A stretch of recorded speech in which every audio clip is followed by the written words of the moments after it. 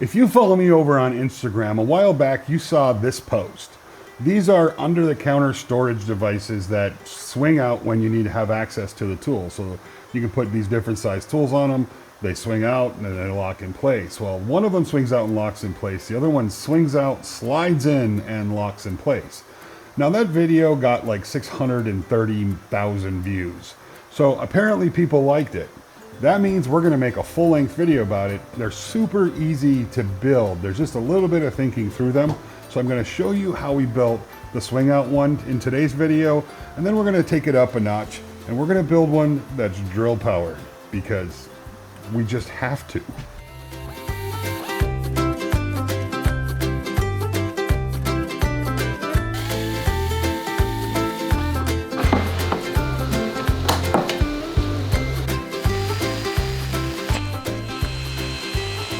Now these two are the first prototypes that we made. Now because this one has a smaller tool on it, it doesn't need these big long arms for clearance.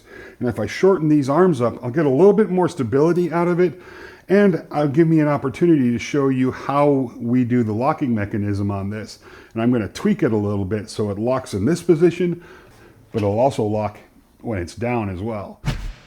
These are the dimensions I'm using for my 6-inch angle grinder sharpening setup, and these work perfectly for that. So if you want to copy them off the screen, if you have something similar to that tool, you can use these dimensions. Now, like I said earlier, not a very complicated build. Each side has these 4 parts, and then there's a shelf connecting the two, both top and bottom, and that's really all there is to it, minus the latching system. For this build, we're using HDPE instead of plywood. Now, it's definitely designed for plywood, but I like the look of it, and we have a surplus of this material laying around because we make our products out of it. Which is a perfect segue to a little shameless plug about the MFT vacuum pucks we just listed on our website. And those are the pucks that we're using in today's video. They line up perfectly with the 96mm hole spread on MFTs, and they're made out of 1-inch HDPE, so they're super durable. You could run these things over with a Mack truck and they'll keep on ticking. We're also listing some experimental products. This is a foot pedal that we've sourced and we really like. We have to get them and modify them to work with the system. So we have a handful of those on the site as well if you want to try a vacuum, hold down system and have that foot pedal control that a lot of folks like. All right, thanks for the time. Let's get back to the build. Now that we've screwed the base together or the bottom shelf together, I'm going to add the spring pins or push pins or spring push pins, whichever you prefer, to the base. And this is what we're using for the locking mechanism. This is a pretty common product that we got off Amazon. They're available all over the place. These particular ones have a 3/8 inch OD and they're threaded with a 1/2 inch standard thread, so it just makes the build really easy. With the spring pins in place, I needed a way to pull them without having to reach all the way under. Now, I could have just used something as simple as a string with some way to hold it towards the front of the shelf, but we got a little bit fancy, and I designed this little handle mechanism that's captured by a 3D print, and then there's a second 3D print that captures the rope I'm going to use or string I'm going to use to actuate the whole thing. Now, once I have those attached, I run the string through the first mechanism to this handle, and the handle's going to hold the string with just a little simple screw. So this is really a basic latch mechanism, but it worked really, really well. Anyone that's ever tried to tie a string or a rope to an exact length, so after you tie the knot, you don't want the length to change, knows how tricky that can be. But here's a really simple trick to make it very simple. Once you've got one end tied and then you run it through whatever you want to tie it to, and that's the length you want, before trying to tie a knot, loop the string through or over the mechanism you're trying to tie it to 2 or 3 more times, and then pinch that before you pull the knot tight, and that'll leave the string the exact length you wanted. It's a nice little trick to know if you're ever in one of those situations. 4 minutes and 20 seconds in, we've already got our base done, our latch mechanism on, had time for a shameless plug. Now it's time to install the parallel arms. These are the swing arms that let it swing in and out. Now there's a very specific tension I want to get to here, but first let's talk about the hardware. I'm using just a standard 3/8 bolt, but the nut is a nylock nut, so there's threads inside and some nylon, so when I tighten it down, it's going to stay where I tightened it down to. And we kind of want that because these are going to be swinging back and forth, so there'll be a lot of movement on the bolts and the nuts. Now, the tension I want on these, like I said, is specific. So I want to get it to a point where I can lift an arm up and it won't fall, but just there. I mean, I'll do it a couple times where I lift the arm up and let it fall until I just get it tight enough where I can lift it up and it doesn't fall. And that seems to be like the perfect tension where the mechanisms all work really great, but it's not adding so much tension that it makes them difficult to use.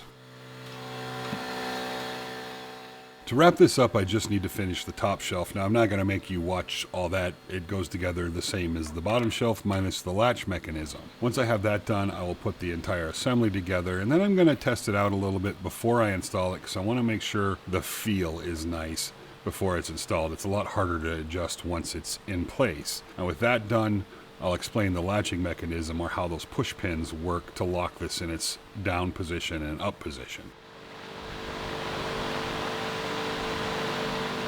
For the latching mechanism, it's really simple. There's just a hole right here in the side that accepts that pin. So when I pull the handle, it releases it, and when I pull it up, it engages with those holes. Now, I did it for the bottom too, so when I let this all the way down, it locks in a hole in the bottom, and that locks it in place. And I thought at the time that was a great idea. But honestly, it really wasn't worth the effort. These things stay in their bottom position just fine without it. If I was maybe putting this in a work vehicle or something or a trailer, then it would be worth the effort. But in the shop, not so much. But I am definitely loving this whole setup. Now let's see if we can pull off a drill-powered one that can handle some heavier material or do something else that's even slightly more creative than storing a tool on top of a shelf.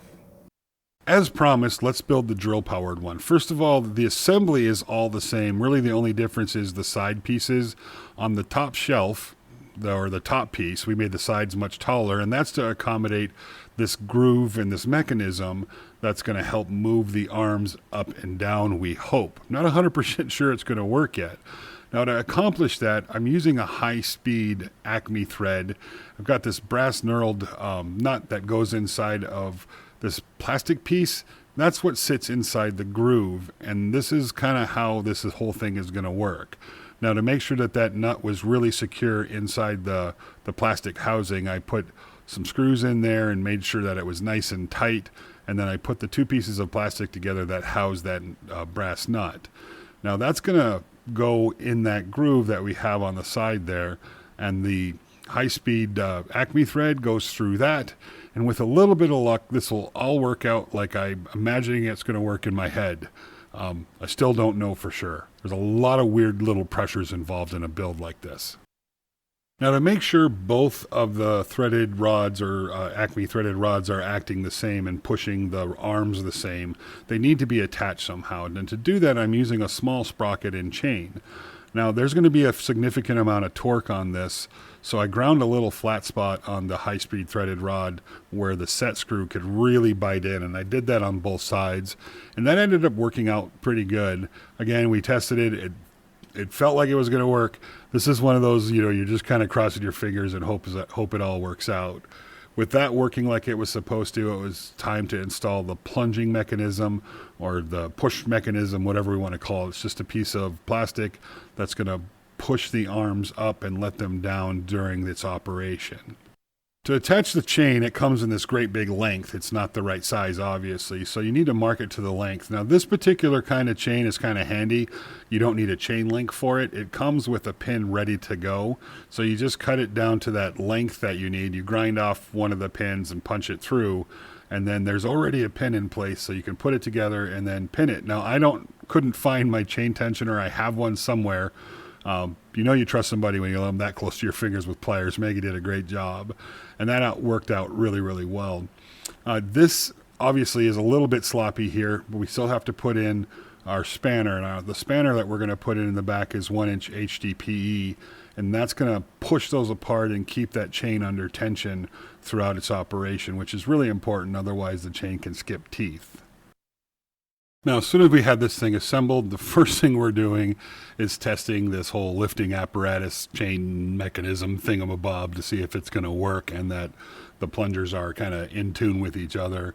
And I'm happy to report that it worked exactly as prescribed, exactly as I hoped. Now, the last thing to do would be to stop, take a few little fancy shots of the whole thing all assembled before we put it on the bench. Now, Maggie and I put this on the bench off camera. It was a little bit of a challenge, but I'm happy to report it worked flawlessly. So all of that little worrying I did was pretty much for nothing. Really happy with the way this worked. We have a tool idea that we want to put on here, but we don't have that tool yet. So I will, show everybody over on Instagram once we have it and get it installed. I just thrilled with the way this whole thing functioned. And having it drill powered, we're going to be able to put a bit of a heavier tool on there and not have to worry about straining to make it all work.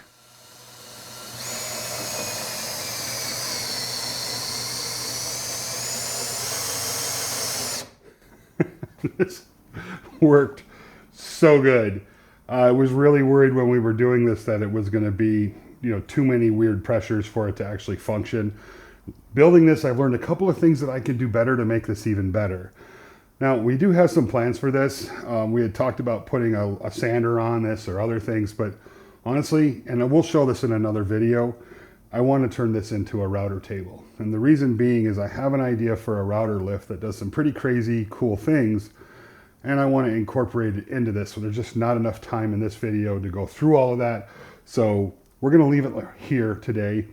It works. The drill powered swing lift is absolutely a thing. Now the next thing we need to do is just take this to the next level and put a really cool router table system in our little lift.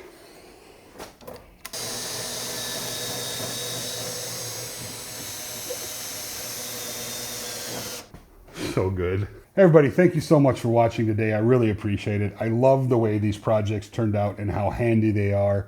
It's really nice to take up some of that dead space under there that just kind of ended up being a catch-all for a lot of products and stuff in our shop. Now it's a home for tools and some other functioning things that work great. Let me know what you think about these builds down in the comment section. And just a quick reminder, anything that we talk about in today's video that's unique, there'll be links down in the description box for you to find them and explore those products and ideas. And of course, we'll have links for the MFT vacuum pucks and the new foot pedals that we have on our website. If you're interested, check those out. Really appreciate you watching, and we'll see you in the next video.